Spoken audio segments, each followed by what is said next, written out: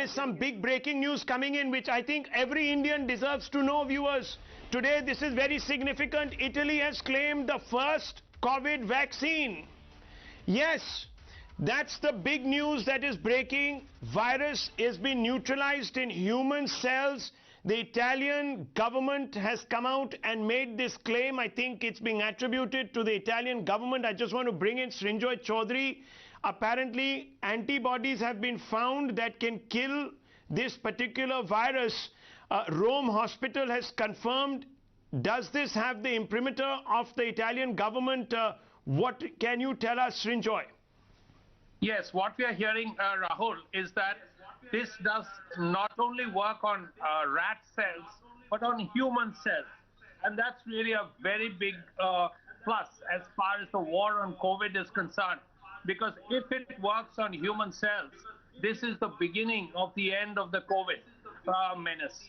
Whether it works out or not, finally, we do not know.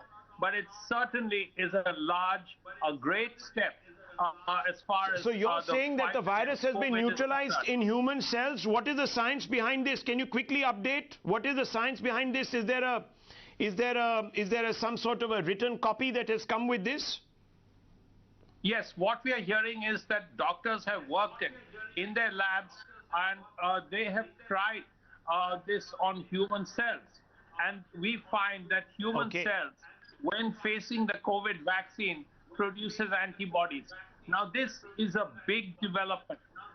This is perhaps just a beginning, but it could lead to a lot in the future. Okay, well, according to the test carried out at Rome's infectious disease Spallanzani Hospital, an Italian corona vaccine has antibodies generated in mice that work on human cells. This is what the report is stating. Researchers in Rome's Lazzaro Spallanzani National Institute for Infectious Diseases said they found that the vaccine has neutralized the virus in human cells.